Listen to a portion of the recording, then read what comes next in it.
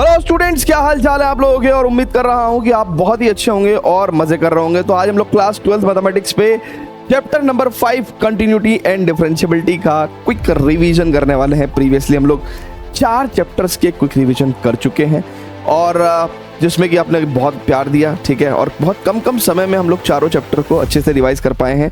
ऐसे हम लोग क्लास 12 के जो है सारे के सारे चैप्टर्स का क्विक रिवीजन डेफिनेटली करने वाले हैं। तो इसका पर्पस सिंपल आपको पता ही है कि भैया कम से कम समय में कैसे हम लोग एक चैप्टर का इंटायर सारी की सारी जो थ्योरी है एंड कॉन्सेप्ट है उनको फास्टेस्ट मोड में कैसे रिवाइज कर सकें। ये चीज़ें हमको जैसे जब हमारे पास बहुत कम समय होता है, यानी कि एग्ज़ाम नज़दीक होता है, कल हमारा हाफ ईयरली है, प्री बोर्ड है, बोर्ड है, तब हमारे को बहुत ज़्यादा ज़रूरत होती है ऐसे सेशंस की जिसमें हम लोग कम से कम समय में पूरा का पूरा चैप्टर रिवाइज कर सकें, ठीक है।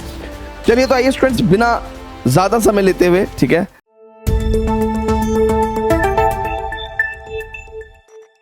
हम लोग अपना चैप्टर स्टार्ट करते हैं। सबसे पहले बात करेंगे स्टूडेंट्स माइंड मैप से। सो देखो बच्चों, माइंड मैप की अगर हम लोग बात करते हैं तो सारे टॉपिक्स को अच्छे से पढ़ना सबसे पहली ड्यूटी हमारी होनी चाहिए। सो स्टूडेंट्स, अगर आप बहुत ध्यान से देखेंगे तो continuity of the function at a point basically हमें डिस्कस करना है, ठीक है। जिसके कई तरीके हो सकते हैं। ग्राफिकली भी हम लोग किसी फंक्शन के ग्राफ को देख के चेक कर सकते हैं कि भैया ये ग्राफ कंटिन्यूअस है कि नहीं है। और एक्चुअली कंटिन्यूटी के चैप्टर में हम लोग पढ़ते ही किसी फंक्शन के ग्राफ की कंटिन्यूटी को पढ़ते हैं, ठीक है।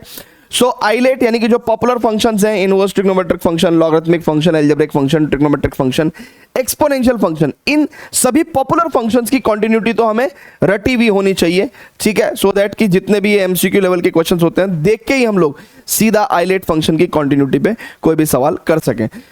बाकी लिमिट्स का इस्तेमाल करके कंटिन्यूटी को सॉल्व करना वो सारा का सारा सॉल्विंग पार्ट है, यानी कि जो चैप्टर में एक्सरसाइज प्रॉब्लम्स है वो सारी की सारी वही उसी बेसिस पे हैं कि हम लोग कैसे लिमिट का इस्तेमाल करके जो है कंटिन्यूटी को चेक करते हैं। इसके अलावा अलजेब्रा ऑफ कंटिन्यूटी यानी कि कंटिन्यूटी के कुछ लॉज हैं, राइट, उसके बारे में बात करेंगे और सिंपल उससे हम लोग जज कर सकते हैं बहुत सारे फंक्शंस की कंटिन्यूटी। फिर बात करते हैं basic differentiation, chain rule and differentiability, ठीक है। Differentiation of implicit function and inverse trigonometric function, exponential and logarithmic function की डिफरेंशिएशन एंड लॉगरिथमिक डिफरेंशिएशन, जो कि बहुत ही प्यारी टेक्निक है जब फंक्शन पावर फंक्शन को हम लोग डिफरेंशिएट करते हैं। Parametric differentiation and second order derivative, ठीक है।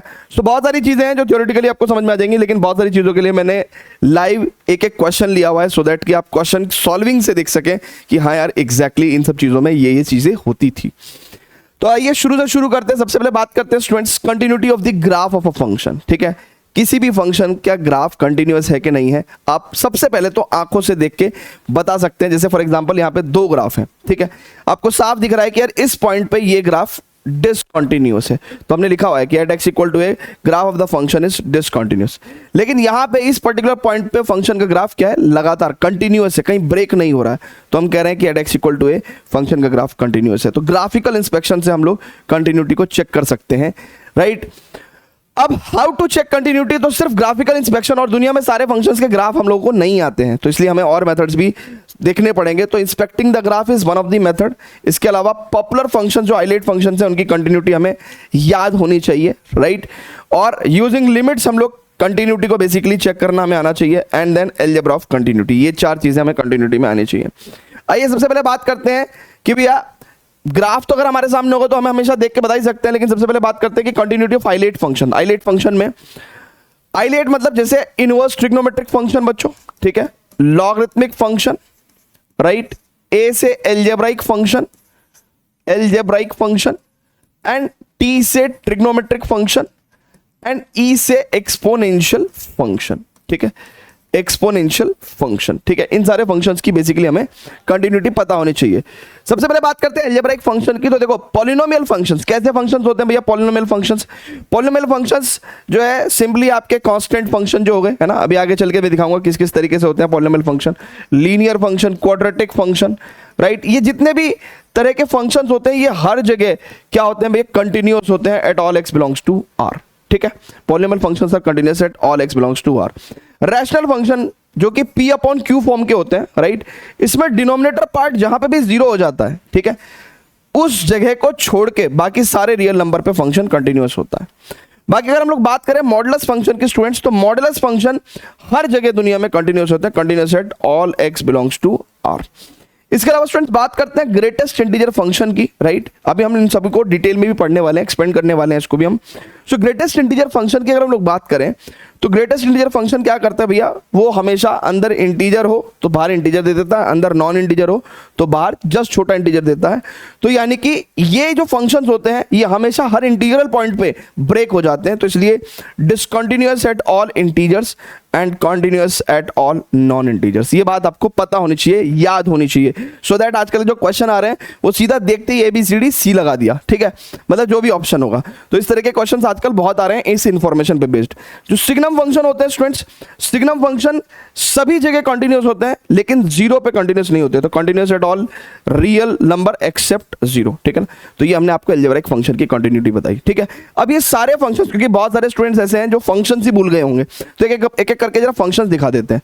तो जैसे पॉलिनोमियल फंक्शन में आप देख रहे हो constant function, linear function, quadratic function, cubic function, इस तरह के फंक्शन जहां पे constant into variable power whole number, क्या यानी कि ऐसे फंक्शन जहां पे constant into variable power whole number हमारे पास हो, राइट, इनको है ना ऐसी मल्टीपल टर्म्स जब मिला देते हैं तो पॉलिनोमियल फंक्शन हो जाता है। तो क्या यह फंक्शन x = 10 पे कंटिन्यूअस है? यस। क्यों? क्योंकि ये पॉलिनोमियल फंक्शन है, ठीक है। सो एट x = 100 पे कंटिन्यूअस होगा, यस, ये x = 100 पे कंटिन्यूअस होगा क्योंकि ये एक पॉलिनोमियल फंक्शन है बच्चों। क्लियर है क्या? अब स्टूडेंट्स बात करते हैं मॉडुलस फंक्शन की। तो देखो मॉडुलस फंक्शन में क्या होता है, जब ये अंदर की क्वांटिटी क्या होता है, देखो मॉडुलस में अगर मैं बात करूं मॉडुलस 5 तो मॉडुलस 5 ही होता है, लेकिन अगर मैं मॉडुलस -5 की बात कर रहा हूं तो मॉडुलस एक नेगेटिव क्वांटिटी को एक नेगेटिव और दे देता है बच्चों, राइट। तो इस तरीके से हम लोग मॉडुलस फंक्शन को डिफाइन करते हैं। मॉडुलस फंक्शन को कैसे डिफाइन करते हैं कि अगर अंदर की क्वांटिटी 0 या 0 से बड़ी तो एज इट इज लिख देंगे, लेकिन अंदर की क्वांटिटी अगर नेगेटिव हुई तो मॉडुलस एक नेगेटिव और दे देगा और उसको पॉजिटिव बना देगा, ठीक है। सो इस तरीके से बच्चों हम लोग क्या करते हैं, हम लोग ग्राफ को डिफाइन करते हैं y = x for x > 0 and y = -x for x < 0। तो दो लाइंस बनती है और इस तरीके से ग्राफ बन जाता है, ठीक है। और यहाँ पे साफ साफ दिख रहा है कि भाई फंक्शन का ग्राफ बेसिकली आपका कंटिन्यूअस है, ठीक है। तो modulus function are the continuous at all x belongs to R। और मॉडुलस फंक्शन में सिर्फ यही नहीं कि y = मॉडुलस x, ये जितने भी तरह के हैं modulus x - a, modulus x + a, modulus x + a, modulus x - a, ये जितने भी तरह के फंक्शंस हैं ये सारे रियल नंबर पे कंटिन्यूअस होते हैं बच्चों, ठीक है भाई। क्लियर है क्या? वेरी गुड बच्चों। अब स्टूडेंट्स जरा बहुत ध्यान से देखेंगे ग्रेटेस्ट इंटीजर फंक्शन। अब देखो ग्रेटेस्ट इंटीजर फंक्शन में आपको पता है कि अगर हम अंदर एक इंटीजर वैल्यू रखेंगे ना बच्चों तो बाहर सेम इंटीजर दे देगा। जैसे अगर अंदर 3 रखेंगे तो बाहर 3 आएगा, -1 रखेंगे तो -1 आ जाएगा। इंटीजर किसको बोलते हैं? बिना पॉइंट वाले नंबर को। इंटीजर किसको बोलते हैं बच्चों? बिना पॉइंट वाले नंबर, है ना, जैसे 2, 3, 4, 5, ठीक है। अच्छा, अब अगर अंदर हम लोग नॉन इंटीजर रखते हैं, नॉन इंटीजर मतलब पॉइंट्स वाले नंबर, ठीक है ना, पॉइंट्स वाले नंबर, ठीक है। सो अगर अंदर हम लोग नॉन इंटीजर रखते हैं तो बाहर जस्ट छोटा इंटीजर मिलता है। जैसे अगर 2.7 रखेंगे तो जस्ट छोटा इंटीजर 2 मिलेगा, 1.3 रखेंगे तो जस्ट छोटा इंटीजर 1 रखेगा। इसी हिसाब से जब हम लोग ग्राफ ड्रॉ करते हैं स्टूडेंट्स इसका, ठीक है, इसी हिसाब से जब हम लोग इसका ग्राफ ड्रॉ करते हैं तो क्या होगा, देखो जब 0 रखेंगे तो 0 ही मिलेगा और इनफैक्ट 0.9 तक 0 ही मिलेगा, ठीक है। इनफैक्ट अगर 1 रखेंगे तो 1 ही मिलेगा और इनफैक्ट 1.9 तक 1 ही मिलेगा। तो फंक्शन का ग्राफ बच्चों पता कैसा आ जाता है? कुछ ऐसा आ जाता है, देखो कैसा आ जाता है। 0 रखेंगे तो 0 ही मिलेगा और 0.9 तक 0 ही मिलेगा, राइट। लेकिन जैसे ही 1 रखोगे तो 1 पे चला जाएगा ग्राफ और फिर कुछ इस तरह का ग्राफ मिलेगा। फिर 2 पे, ठीक है, 2 पे कुछ इस तरह का ग्राफ मिलेगा आपको, क्योंकि आप देखोगे ना 2 पे आपको 2 मिलेगा, राइट, और 2.9 पे भी आपको 2 ही मिलेगा क्योंकि जस्ट छोटा इंटीजर मिलेगा, राइट है क्या। सो इस तरह से स्टेप फंक्शन बन जाता है ये, ठीक है। और स्टेप फंक्शन बनने की वजह से ग्रेटेस्ट इंटीजर फंक्शन को स्टेप फंक्शन भी बोल देते हैं, मतलब सीढ़ियों जैसा ग्राफ होता है। और देखो अगर आप इंटीजर्स देखोगे तो इंटीजर्स पे ये फंक्शन क्या है भैया, बार बार ब्रेक हो रहा है, तो इसलिए ये फंक्शन इंटीजर्स पे जो है डिसकंटिन्यूअस होता है और नॉन इंटीजर्स पे ये कंटिन्यूअस होता है, ठीक है भैया। क्लियर है क्या?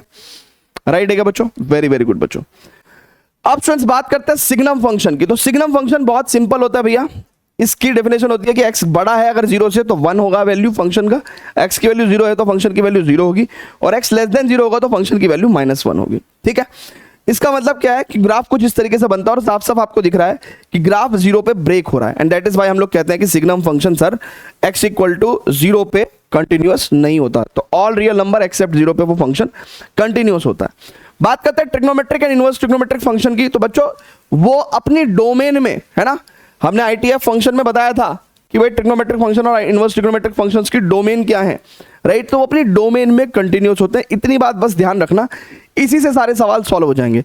लेकिन दो बहुत प्यारी और इंपॉर्टेंट और एडिशनल बातें बता रहा हूं कि साइन एक्स और कॉस एक्स दो ऐसे फंक्शन हैं जो सारे रियल नंबर पे कंटिन्यूस होता है, जो सारे रियल नंबर पे कंटिन्यूस होता है ना। उम्मीद कर रहा हूं कि सारे आइलेट फंक्शन की कंटिन्यूटी आपको पता चल गई होगी, सिर्फ एक्सपोनेंशियल एंड लॉगरिथमिक फंक्शन की रह गई है। सो एक्सपोनेंशियल फंक्शन का ग्राफ कुछ इस तरीके से होता है भैया। एक्सपोनेंशियल फंक्शन कैसा होता है, y equal to a power x, जहां पे जो a है ना वो बेस है, बेस हमेशा पॉजिटिव होना चाहिए और 1 नहीं होना चाहिए, ठीक है, 1 नहीं होना चाहिए। तो 2 power x, 3 power x, 10 power x, 5 power x, इस तरह के फंक्शन जो है वो एक्सपोनेंशियल फंक्शन होते हैं और ये हमेशा कंटिन्यूस होते हैं। तो continuous at all x belongs to r। अब फ्रेंड्स बात करेंगे लॉगरिथमिक फंक्शन की। तो लॉगरिथमिक फंक्शन जो है उसका ग्राफ कुछ इस तरीके से होता है, राइट, और उसमें ये जो क्वांटिटी है ये हमेशा पॉजिटिव होनी चाहिए, यानी कि डोमेन पॉजिटिव होनी चाहिए। Log x greater than 0 to infinity तक है ना, वो हमेशा सारे पॉजिटिव रियल नंबर पे कंटिन्यूस होता है, ठीक है। सो पॉजिटिव रियल नंबर पे ये कंटिन्यूस होता है। तो आइलेट फंक्शन की कंटिन्यूटी आपको याद हो गई क्या, जल्दी से बताएगा। वेरी वेरी गुड बच्चों। अब स्टूडेंट्स हम लोग चलेंगे कि यूजिंग लिमिट्स हम फंक्शन की कंटिन्यूटी को कैसे जज करते हैं। तो यूजिंग लिमिट्स की अगर हम लोग बात करते हैं तो एक फंक्शन किसी पर्टिकुलर पॉइंट पे कंटिन्यूस होता है कब, जब उस पर्टिकुलर पॉइंट पे left hand limit, right hand limit और फंक्शन की वैल्यू इक्वल होती है। एक्चुअली लेफ्ट हैंड लिमिट हमें, मान लो x इक्वल टू a है, तो लेफ्ट हैंड लिमिट क्या करता है बच्चों, हमें a के जस्ट लेफ्ट पे फंक्शन का वैल्यू देता है, राइट, और राइट हैंड लिमिट a के जस्ट राइट पे फंक्शन का वैल्यू देता है और a पे फंक्शन का वैल्यू ये है। जब ये तीनों वैल्यू ऑलमोस्ट इक्वल होती हैं, इट अपीयर्स दैट कि भाई अगर मेरा घर है, मेरे बराबर वाला घर है और मेरा राइट साइड वाला भी घर है, तो 3 घर अगर लगातार हो गए, तो हम लोग बोल रहे हैं ना लगातार हैं 3 घर, तो डेफिनेटली क्या हुआ, ये तीनों घर कंटिन्यूअस हैं, कंटिन्यूअसली 3 घर हैं। तो ऐसे ही इस पॉइंट पे हम लोग कहते हैं कि फंक्शन क्या है भाई, कंटिन्यूअस है, ठीक है ना। तो left hand limit, right hand limit और फंक्शन की वैल्यू अगर तीनों इक्वल है तो इसका मतलब फंक्शन उस पर्टिकुलर पॉइंट पे कंटिन्यूअस है, ठीक है। अब फ्रेंड्स बात करते हैं अलजेब्रा ऑफ कंटिन्यूटी पे। तो अलजेब्रा ऑफ कंटिन्यूटी ये कहती है कि यार अगर दो फंक्शन है f(x) और g(x) और वो किसी सेम पॉइंट पे कंटिन्यूअस है x इक्वल टू a पे, तो f(x) भी कंटिन्यूअस है at x equal to a, g(x) भी कंटिन्यूअस है at x equal to a, तो उनका जोड़, घटा, गुना और भाग सारा का सारा कंटिन्यूअस होगा at x equal to a पे। यानी कि अगर at x equal to a पे दो फंक्शन कंटिन्यूअस है तो उनका जोड़, घटा, गुना, भाग सब कंटिन्यूअस होगा। बस बशर्ते ये होना चाहिए कि आप जब x इक्वल टू a रखें तो ये जो ga है, राइट, वो 0 नहीं होना चाहिए, मतलब denominator part should not be 0, ठीक है। तो ga should not be equal to 0। अब इसका फायदा क्या है सर, अब देखो जैसे फंक्शन लिया हमने sin x, ठीक है, अब हमें पता है कि ये तो हर जगह कंटिन्यूअस होता है, तो एट x इक्वल टू 5 पे भी कंटिन्यूअस होगा। मान लो दूसरा फंक्शन लिया हमने मॉडुलस x, अब ये हमें पता है कि यार मॉडुलस फंक्शन तो हर जगह कंटिन्यूअस होता है, तो एट x इक्वल टू 5 पे भी कंटिन्यूअस होगा। तो एट x इक्वल टू 5 पे अगर ये दोनों फंक्शन कंटिन्यूअस है तो इनका जोड़, राइट, गुना, देखो अगर बहुत ध्यान से देखेंगे, जोड़, घटा, गुना, ठीक है, सब कंटिन्यूअस है, भाग भी कंटिन्यूअस हो जाएगा x इक्वल टू 5 पे, ठीक है। मतलब अगर आप लिखना चाहो तो sin x upon modulus x ये भी कंटिन्यूअस हो जाएगा एट x इक्वल टू 5 पे। अच्छा, स्केलर मल्टीपल भी कंटिन्यूअस होता है, मतलब अगर इसी फंक्शन में आप किसी नंबर से मल्टीप्लाई कर दोगे तो कंटिन्यूटी पे फर्क नहीं पड़ता। तो 100 sin x बोलोगे तो भी continuous at x equal to 5, 100 modulus x बोलोगे तो भी continuous at x equal to 5। तो ये था अलजेब्रा ऑफ कंटिन्यूटी। देखिए ये सारी बातें उन लोगों ने जिन्होंने पहले चीजें पढ़ रखी हैं उनको बहुत ही अच्छे तरीके से समझ में आ रही होंगी, लेकिन अगर आपने कभी पहले ये पढ़ा ही नहीं है तो क्विक रिविजन का तो मतलब ही नहीं बैठता स्टूडेंट्स, ठीक है, राइट है क्या। चलते हैं अब आगे, चलते हैं स्टूडेंट्स, बेसिक डिफरेंशिएशन फॉर्मूले पे बात करते हैं। अब बेसिक डिफरेंशिएशन फॉर्मूले देखिए, ये अलजेब्रिक डिफरेंशिएशन फॉर्मूले है, x पावर n का differentiation n x n minus 1, root x का differentiation 1 upon 2 root x, 1 upon x का differentiation minus 1 upon x square, constant का differentiation 0 and d by dx of x is 1, trigonometric differentiation sin x का cos x का minus sin x, tan x का sec square x, cot x का minus cos x square x, sec x का differentiation sec x tan x, cosec x का differentiation minus cosec x cot x, ठीक है students. अब students बात करते हैं chain rule. Chain rule of differentiation क्या कहता है बच्चों, चेन रूल में कहते हैं हम लोग कि भैया देखो sin x स्क्वायर का हमारे पास फॉर्मूला नहीं है, तो हम इस क्वांटिटी को लेट्स से t मान लेंगे। तो अब ये function y equal to sin t हो गया एंड t की वैल्यू कितनी है, x स्क्वायर है। अब मुझे निकालना है dy बाई dx, तो मैं क्या करता हूं, मैं चेन लगाता हूं। कैसी चेन लगाता हूं, अगर मुझे dy बाई dx चाहिए तो y क्योंकि फंक्शन ऑफ t है तो मैं dy बाई dt निकालूंगा, राइट, यानी कि इसको मैं t के रेस्पेक्ट में डिफरेंशिएट करूंगा क्योंकि ये t का फंक्शन है, और t x का फंक्शन है तो मैं t को x के रेस्पेक्ट में डिफरेंशिएट करूंगा। तो sin t का डिफरेंशिएशन cos t और x स्क्वायर का 2x, तो dy बाई dx क्या होगा, dy by dt into dt by dx, यानी कि cos t इंटू 2x, ठीक है ना। और t का वैल्यू हम लोग फाइनली रख देते हैं बच्चों, कितना t कितना भी हमारे पास x स्क्वायर है, तो यहाँ पे लिख दिया हमने, तो it is cos x square into 2x। इसका एक और तरीका मैंने आपको क्या बताया था, जैसे आपके पास y equal to sine x square है, तो मैंने कहा था कि x स्क्वायर को समथिंग मान लो। अब जैसे साइन x का डिफरेंशिएशन cos x होता है, तो साइन समथिंग का कितना हो जाएगा, cos समथिंग हो जाएगा, इनटू लेकिन आपको डिफरेंशिएशन ऑफ समथिंग बनाना है ना, ये भी एक चेन रूल है, एग्जाम में कर सकते हैं, बिल्कुल ऐसे ही करेंगे, ठीक है। तो cos अब समथिंग का वैल्यू रख दो भैया x स्क्वायर और d by d x of something, it is x square. तो ये वाला पार्ट तो एज इट इज रहेगा बच्चों, it is cos x square into D by d x of x square is 2x। तो इस तरीके से हम लोग को क्या करना है, चेन रूल अप्लाई करना है, ठीक है भैया। चलेंगे आगे। तो अब बात करेंगे स्टूडेंट्स, जरा बहुत ध्यान से देखिएगा। अब स्टूडेंट्स बात करेंगे हम लोग डिफरेंशिएबिलिटी पे, ये भी एक इंपॉर्टेंट टॉपिक है, ठीक है। तो डिफरेंशिएबिलिटी में वो क्या कह रहा था कि भाई डेरिवेटिव एग्जिस्ट होने की एबिलिटी, यानी कि dy बाई dx एग्जिस्ट होने की ability. Derivative basically geometric meaning क्या होता है डेरिवेटिव का, डेरिवेटिव का ज्योमेट्रिक मीनिंग होता है कि किसी भी पॉइंट पे जो dy बाई dx होता है ना बच्चों, देखिएगा बहुत ध्यान से, किसी भी पॉइंट पे जो dy बाई dx होता है वो हमें उस पर्टिकुलर पॉइंट पे टेंजेंट का स्लोप देता है, यानी कि जहां जहां हम लोग टेंजेंट ड्रॉ कर पाएंगे वहां वहां फंक्शन हमारा डिफरेंशिएबल होगा, ठीक है। तो डिफरेंशिएबिलिटी इक्वल टू टेंजेंट ड्रॉएबिलिटी। अब हम देखेंगे कि भाई फंक्शन में हम लोग कहां कहां पे टेंजेंट ड्रॉ कर पाते हैं, कहां कहां पे नहीं कर पाते हैं। तो देखो जहां पे एक तो फंक्शन भाई आपका ब्रेक हो गया, यानी कि पॉइंट ऑफ डिसकंटिन्यूटी पे हम लोग टेंजेंट ड्रॉ नहीं कर पाएंगे, तो इसका मतलब वहां पे भी फंक्शन नॉट डिफरेंशिएबल हुआ। इसके अलावा जहां पे शार्प टर्न होते हैं, नॉचेस होते हैं, क्या होते हैं बच्चों, शार्प टर्न, नॉचेस, तो नॉचेस पे भी हम लोग क्या करेंगे, ये नॉचेस है ना, नॉचेस, ठीक है। तो नॉचेस पे भी हमारा है ना sharp turn, sharp turn, sharp turn, तीव्र मोड़, शार्प टर्न पे फंक्शन नॉट डिफरेंशिएबल। तो यानी कि आपने देखा होगा मॉडुलस एक्स के फंक्शन में एकदम ग्राफ एकदम कैसे जाता है, वी शेप में बनता है। तो जहां पे उसका वी शेप का जो नॉच बनता है ना, जिस पॉइंट पे क्रिटिकल पॉइंट होता है जहां पे मॉडुलस फंक्शन ब्रेक होता है, जैसे मान लो अगर मैं बात करूं मॉडुलस x माइनस 1, तो यानी कि x इक्वल टू 1 पे है ना, जब ये क्वांटिटी आप 0 के इक्वल रख देते हो तो x इक्वल टू 1 पे नॉच बनती है, यहाँ पे फंक्शन हमेशा नॉट डिफरेंशिएबल होता है, ठीक है ना, इस बात का आप ध्यान रखना। इसके अलावा एंड पॉइंट्स पे भी फंक्शन डिफरेंशिएबल नहीं होते हैं, एंड पॉइंट्स पे यहाँ पे वन साइडेड डेरिवेटिव तो डिफाइन होता है लेकिन एग्जैक्ट डेरिवेटिव डिफाइन नहीं होता, बोथ साइड डेरिवेटिव डिफाइन नहीं होते, तो एंड पॉइंट्स पे भी हम लोग कह सकते हैं कि फंक्शन नॉट डिफरेंशिएबल है। तो कुछ बातें यहाँ पे हम लोग याद करेंगे कि भाई देखो फंक्शन जहाँ कंटिन्यूअस है राइट, वहां पे डिफरेंशिएबल हो भी सकता है और नहीं भी हो सकता है। देखो क्योंकि फंक्शन तो यहाँ पे भी कंटिन्यूअस था पर डिफरेंशिएबल तो नहीं है, कंटिन्यूअस एंड स्मूथ होना चाहिए ग्राफ, ठीक है ना, तब डिफरेंशिएबल होता है। तो कंटिन्यूअस एंड स्मूथ होगा तो डिफरेंशिएबल होगा। अच्छा अगर डिफरेंशिएबल है तो ऑलवेज कंटिन्यूअस होगा, ये बात आप हमेशा ध्यान रखना, ठीक है स्टूडेंट्स, क्लियर है क्या। देखिए क्विक रिवीजन है तो बहुत सारी बातें करने का टाइम नहीं है ना, कम से कम समय में पूरा का पूरा कवर करना है। इसके अलावा स्टूडेंट्स अगर नॉट डिफरेंशिएबल है तो ये हमेशा समझ जाओ कि उस पॉइंट पे फंक्शन कंटिन्यूअस हो भी सकता है और नॉट कंटिन्यूअस भी हो सकता है, क्योंकि अगर फंक्शन कहीं पे नॉट डिफरेंशिएबल है तो हो सकता है नॉच की वजह से हुआ हो, है ना, हो सकता है कि डिसकंटिन्यूटी की वजह से हुआ हो, तो यानी कि फंक्शन कंटिन्यूअस हो भी सकता है और नहीं भी हो सकता है। अब बात करते हैं स्टूडेंट्स डिफरेंशिएबिलिटी की। तो हमने आपको बताया कि भैया फंक्शन कहाँ कहाँ पे डिफरेंशिएबल हो सकता है, हमने देखा कि जहाँ जहाँ टेंजेंट ड्रॉ कर सकते हैं उस हिसाब से आपको बताया, ठीक है। लेकिन इसके अलावा इसकी दूसरी जो चीज़ है, दूसरा तरीका है डिफरेंशिएबिलिटी चेक करने का, वो है डेरिवेटिव टेस्ट, है ना, डिफरेंशिएबिलिटी टेस्ट। वो कहते हैं left hand derivative right hand derivative के अगर इक्वल है तो उस पर्टिकुलर पॉइंट पे फंक्शन आपका डिफरेंशिएबल है। लेफ्ट हैंड डेरिवेटिव का फॉर्मूला ये है भैया, limit h tends to 0 fa minus h minus fa upon minus h, और राइट हैंड डेरिवेटिव का फॉर्मूला ये है limit h tends to 0 fa plus h minus fa, ठीक है ना। दिस इज योर बच्चों यहाँ पे अगर मैं बात करूँ तो this is fa not f0, ये fa है, ठीक है ना।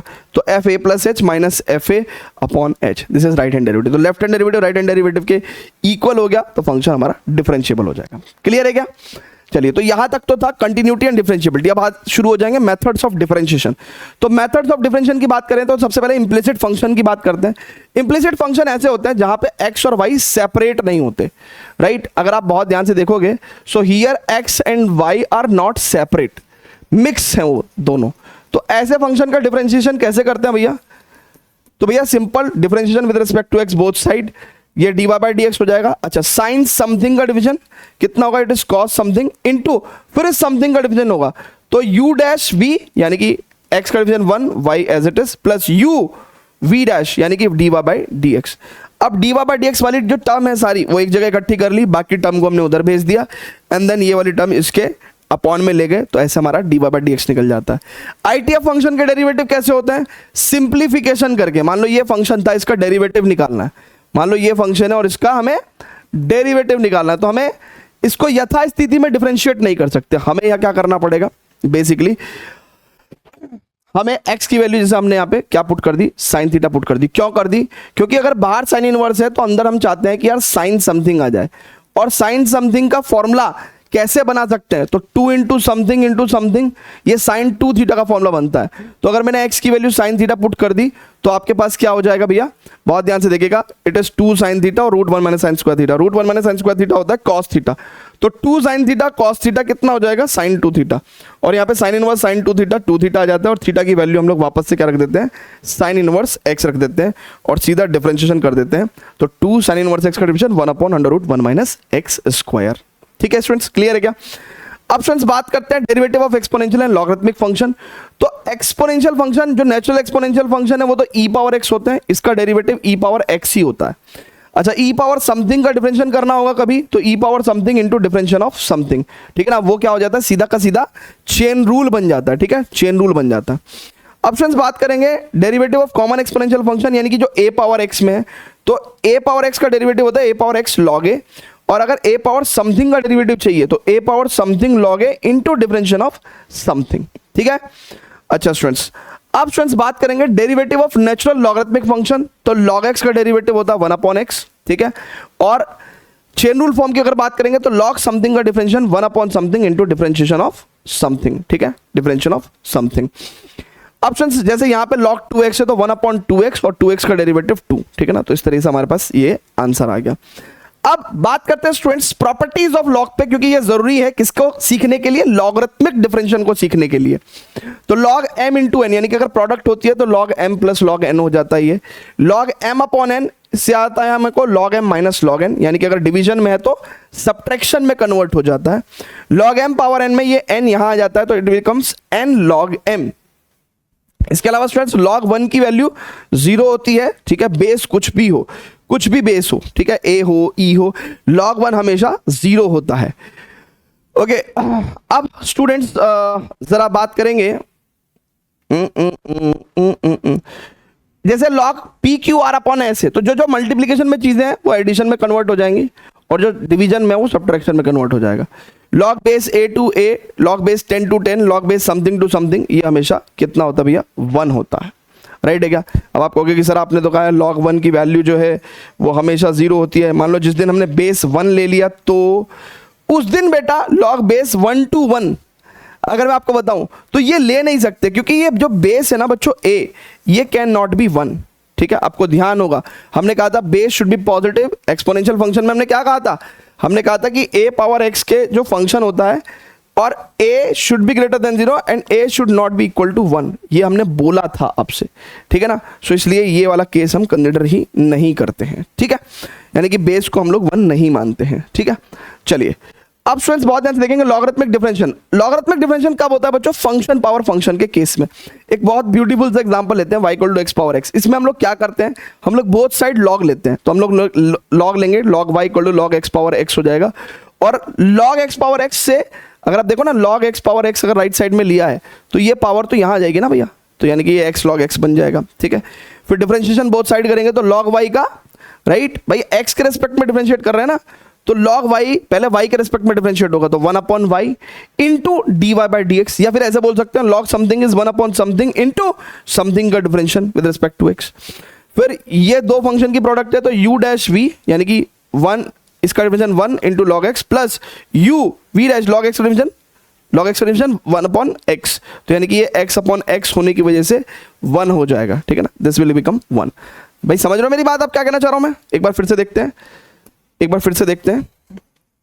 जब आपने डिफरेंशिएशन किया तो u डैश v यानी कि 1 into log x plus u into v dash log x का 1/x, तो ये एक्स एक्स कट के क्या दे देता है, 1 दे देता है आपको, ठीक है।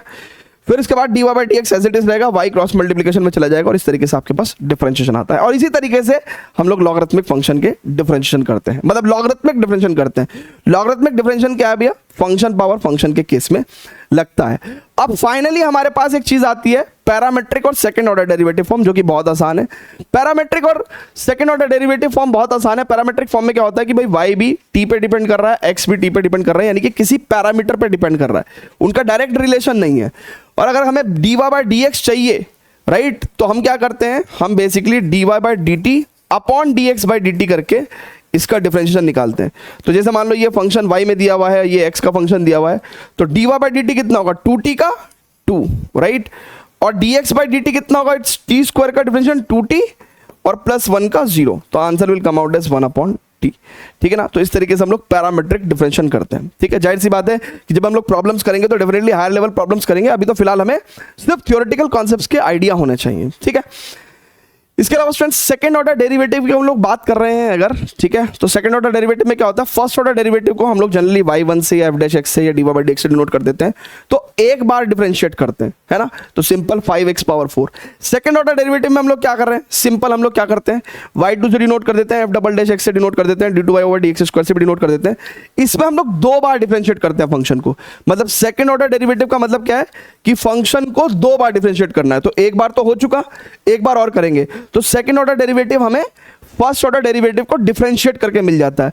तो 5 और x पावर 4 का 4x पावर 3, तो 20x पावर 3 हमारा आंसर आ जाता है। तो ये था हमारा कंप्लीट कंटिन्यूटी एंड डिफरेंशिएबिलिटी का क्विक रिवीजन। होपफुली आपको पसंद आया होगा और आपने सारी की सारी चीजें कम से कम समय में पूरी की पूरी तरीके से कंप्लीट कर ली होगी। बच्चों कुछ कमी रह गई तो प्लीज़ कमेंट करके ज़रूर बताइएगा। और ये बहुत मेहनत लगती है एक एक चीज़ को बनाने में, एक एक एनिमेशन को लगाने में, एक एक चीज़ को मतलब लिखने में, एक एक इक्वेशन को लिखने में, तो प्लीज़ इसको ज़रूर शेयर करा करिए। इसके नोट्स आपको हमारे विद्यावाइज ऐप और टेलीग्राम चैनल दोनों पर मिल जाएंगे। Love you all and see you very soon in the next lecture का नेक्स्ट चैप्टर का quick revision video which is chapter number 6 application of derivative. Love you all बच्चों, बाय बाय।